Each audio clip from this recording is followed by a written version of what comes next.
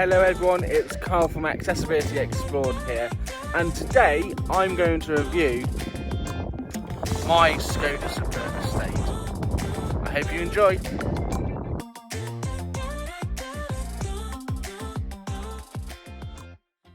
So we're going to start at the front here. We have underneath the bonnet, we have a 1.5 TSI petrol engine with a DSG gearbox. So the 1.5 petrol engine produces 150 PS for a car this size, which is 4 meters 85 centimeters long and just over 2 meters wide.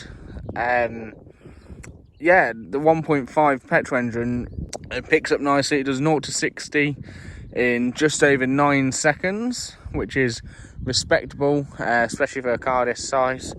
Yeah, so that's the engine.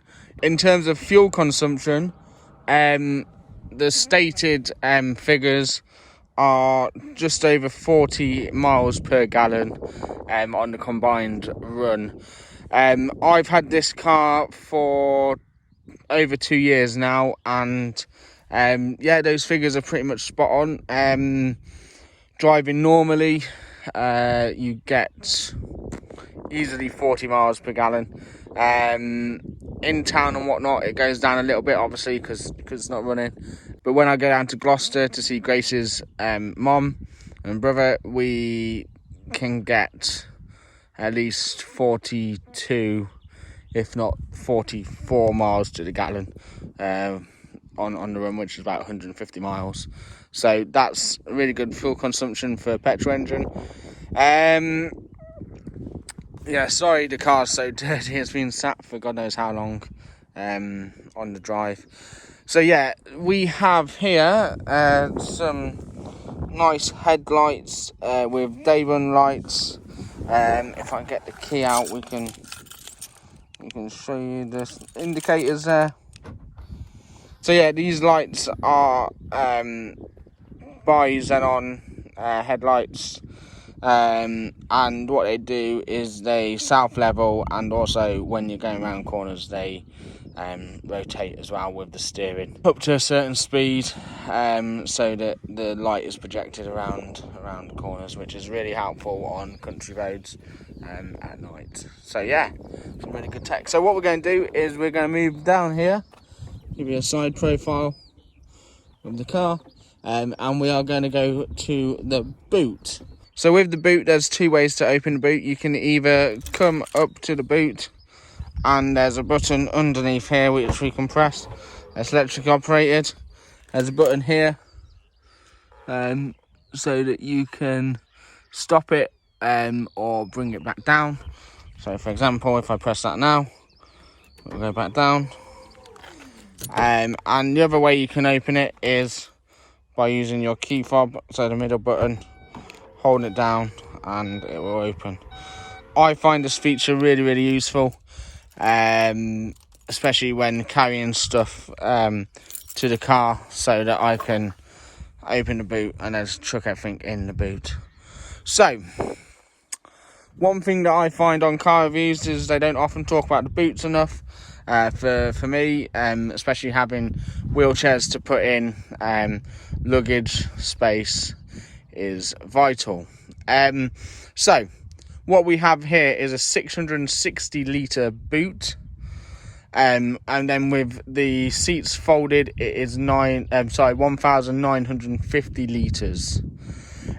Be aware that the top of the seats are further into the boot than the bottom, so the distance from here to there is greater than up here. A nice opening as well for the boot, so you can get items in nice and easily. So my wheelchair is 66 centimeters wide by 74 centimeters long, and what that looks like in the boot I shall show you now. So here you go, you can see my wheelchair in the boot. Plenty of room here and plenty of room there, which is ideal. When Grace's wheelchair is folded up, it fits very nicely in there. Obviously I could dismantle my chair, so I have more room, but for ease, it's just quick and easy to put it in like this. As you can see, plenty of headroom there, and plenty of depth, which is really, really good. So yeah, really, really good boot space. There's no car that I can think of that rivals the Superb for boot space. I could be wrong, but in terms of overall storage and actual practicality, it's really, really good. So this is one feature that I do have. So there's a bit of a lip here. What I have is a variable boot floor, so that it's flush here.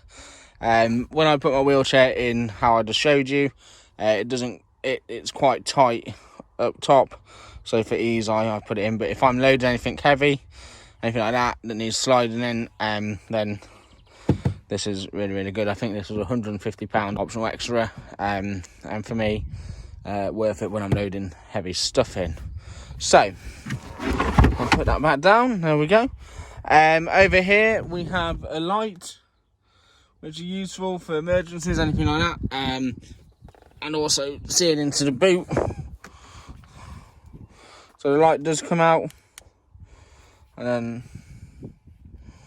it has a little torch there that you can use, a little LED torch, so if you need to look for anything outside. There's a couple of lights up here to illuminate the boot when you're loading it at night, and whatnot, helpful. Some really, really good storage over here. I've got some cleaning equipment in there.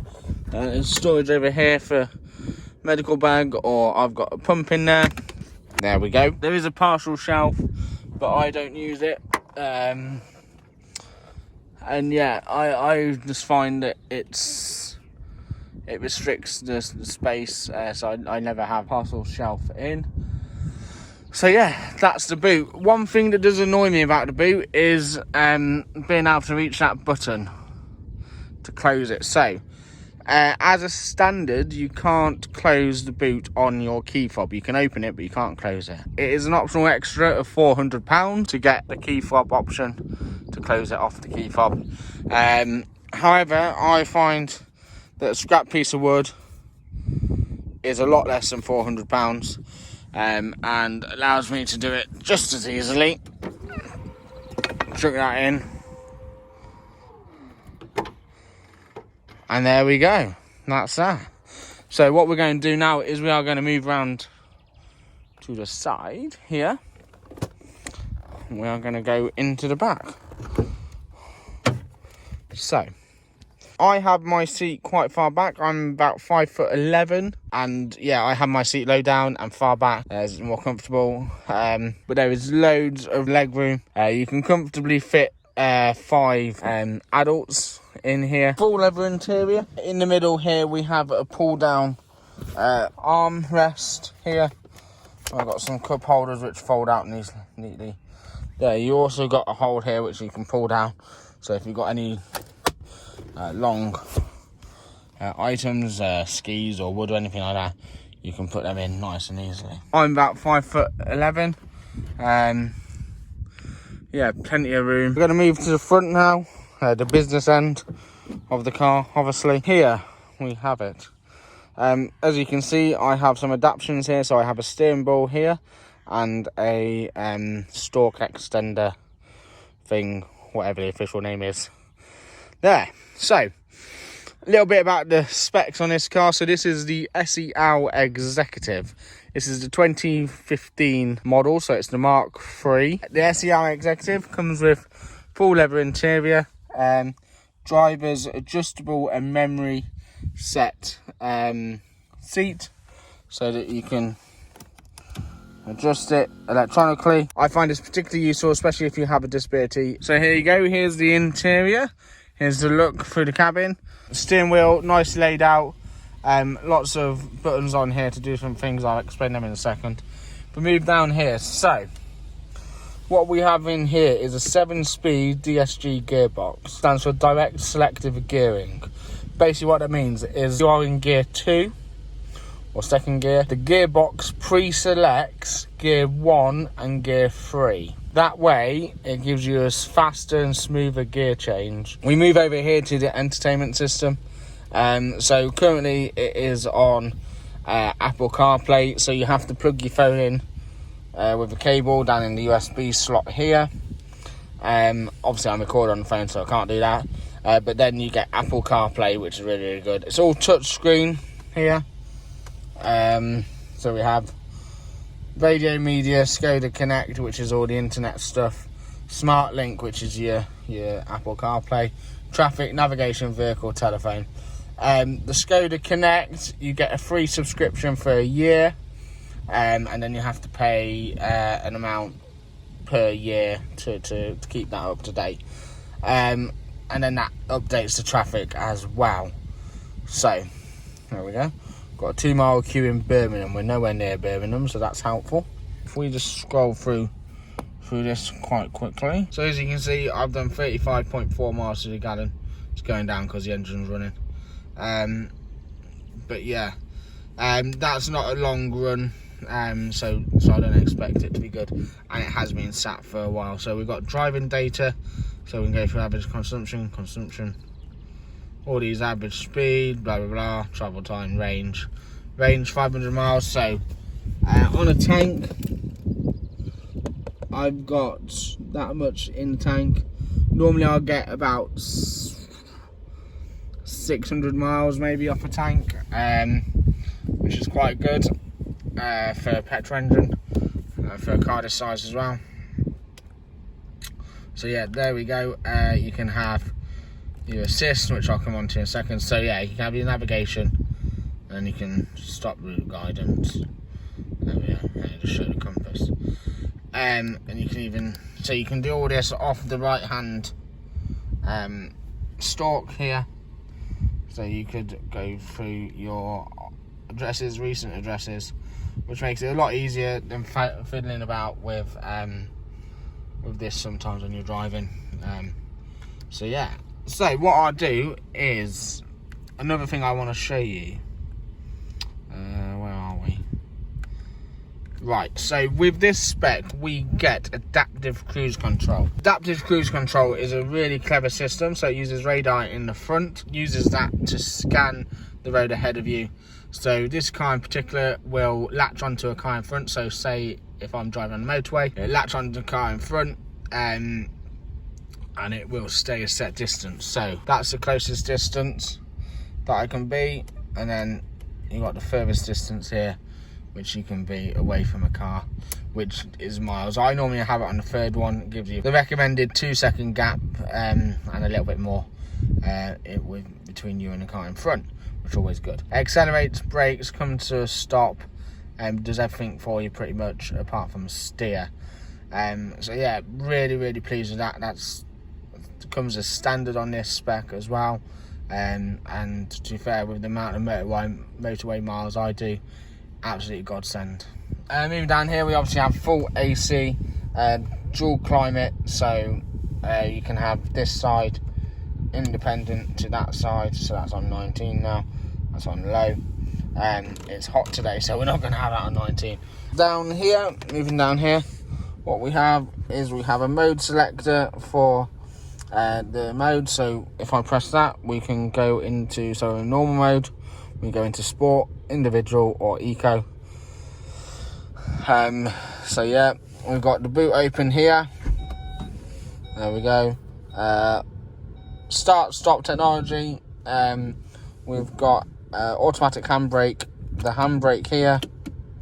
There we go, and the door lock. It has automatic headlights, so that they come on automatically when it's night time. So that is the interior. Quickly talk about the ride and handling of the car. As I say, this is a car that's almost 5 meters long, just over 2 meters wide, and it's quite a big car. It handles around corners nicely.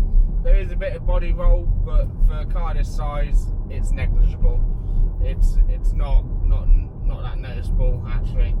And as I say, when you consider the size of the car, you can't really grumble at that either.